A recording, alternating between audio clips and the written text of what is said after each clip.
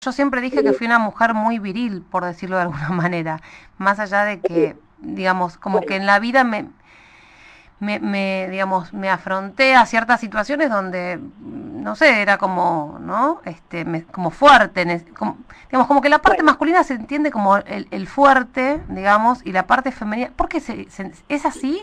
¿O seguimos no, sintiendo no, esto? No. esto es a ver, eh, como ahí no me llama, una caracterización falsa, no es Ujú. fuerte o débil, Bien, son diferentes. bien. Uno es más flexible, Ujú. más dúctil, con con una atención múltiple, por ejemplo, Ujú. con lo femenino, más sutil.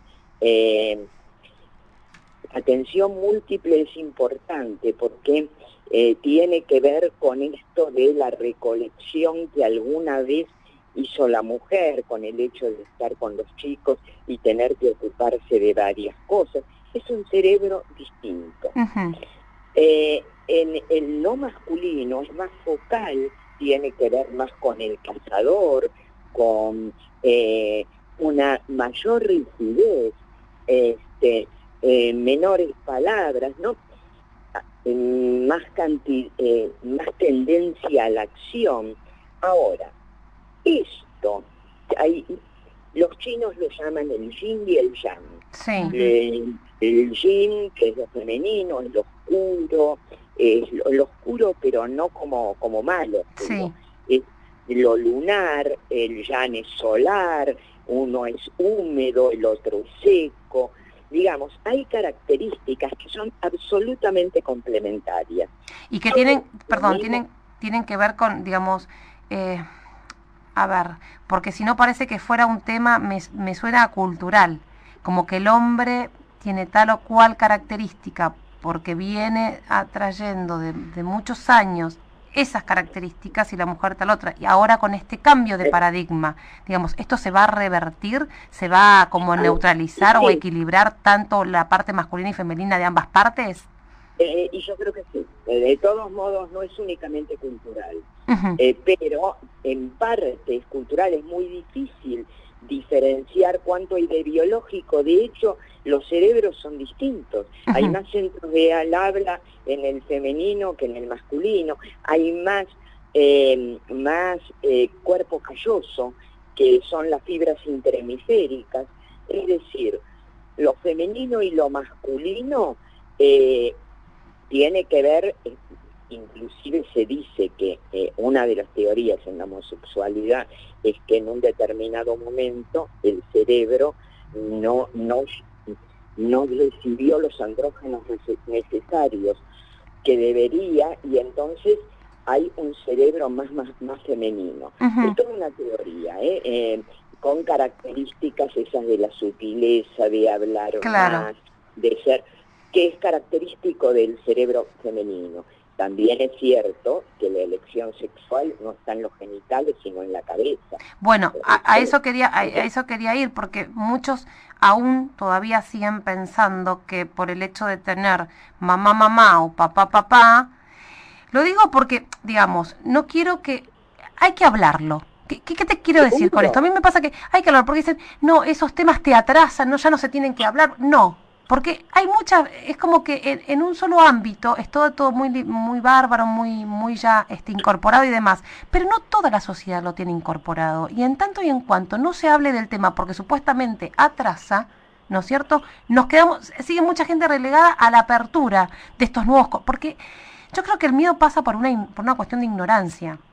Por eso remarco esto, mamá y mamá, papá y papá, no significa que, digamos, que mucha gente dice, no, porque ¿cómo van a salir los chicos? O mi hijo va al colegio con donde, ay, ¿cómo le explico a mi hijo que ese amigo tiene mamá y mamá o el otro amigo tiene papá y papá?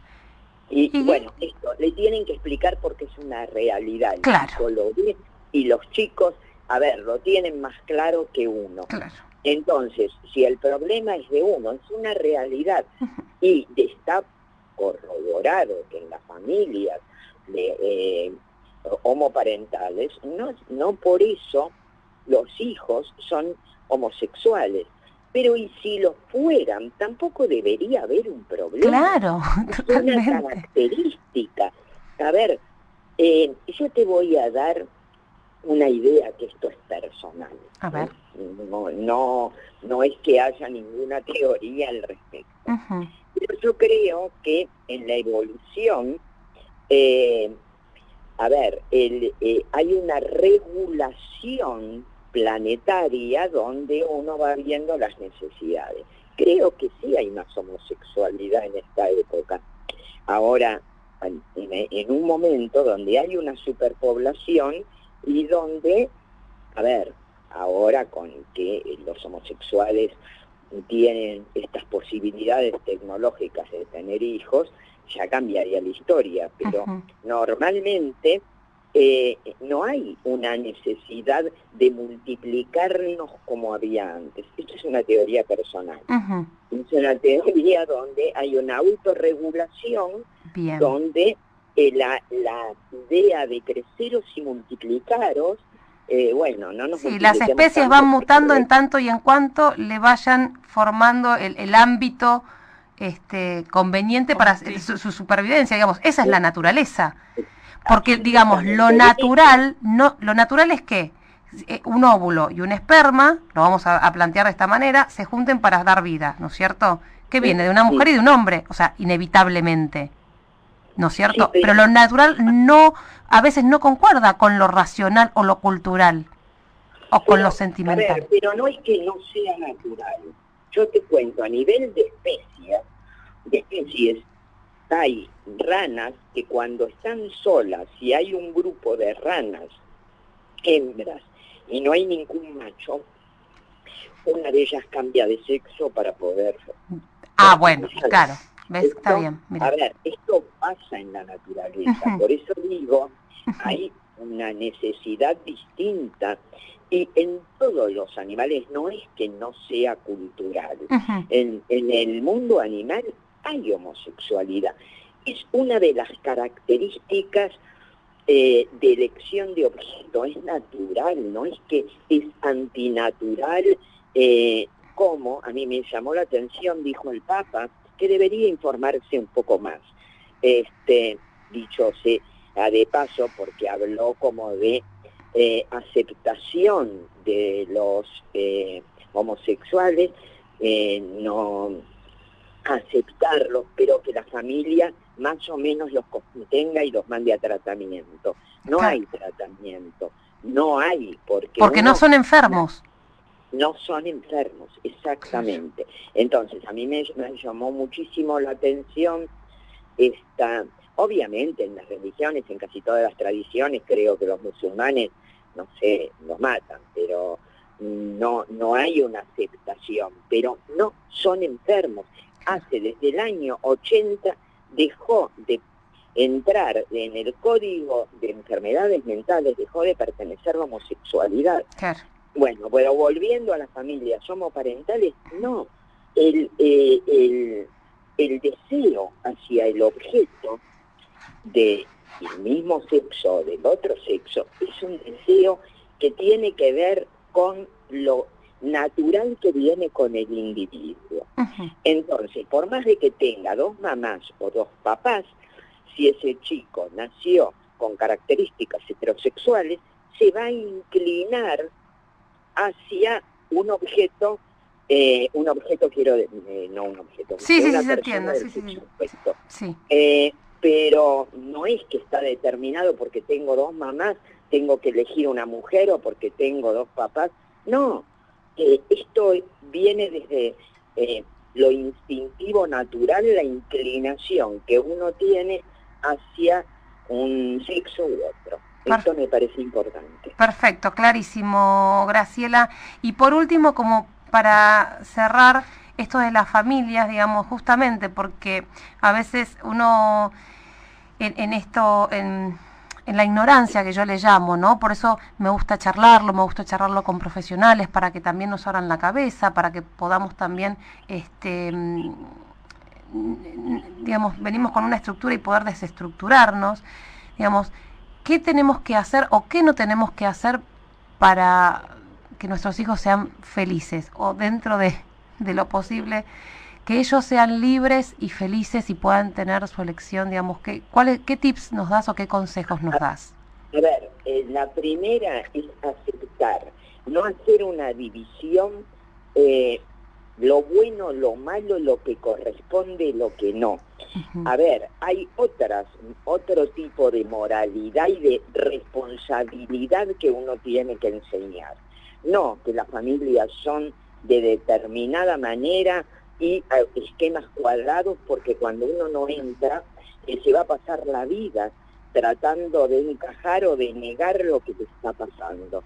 Entonces, si uno quiere enseñar valores a sus hijos que tienen que ver con la solidaridad, con la apertura, con el amor y con la responsabilidad de sus actos, no con estructuras rígidas.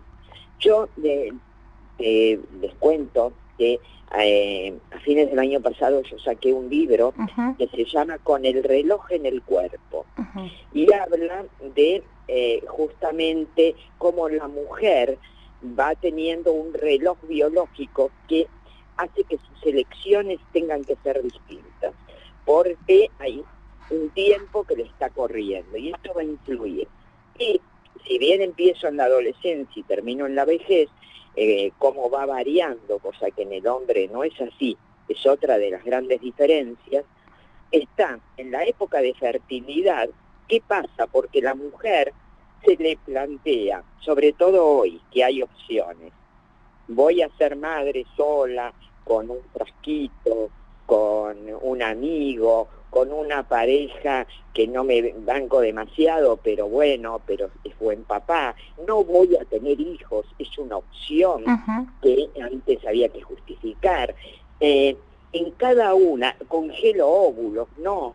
¿Qué pasa? Bueno, hablo del aspecto psicológico y además hay una ginecóloga de fertilidad que asesora en la parte física sobre estas elecciones. Así que bueno, se llama Con el reloj en el cuerpo y es de Editorial Urano. Como todos tus libros, súper interesante, Graciela. Quiero agradecerte profundamente tu tiempo y esto que nos has, yo le llamo como que hacemos granitos de arena, ¿viste? Ponemos una semillita como también para ayudarnos y ser mucho mejores personas que lo que fuimos hasta hace media hora atrás, digamos, sí, ¿no? Aprendemos. Bueno. Y ayudar a algunos procesos también. Sí, total.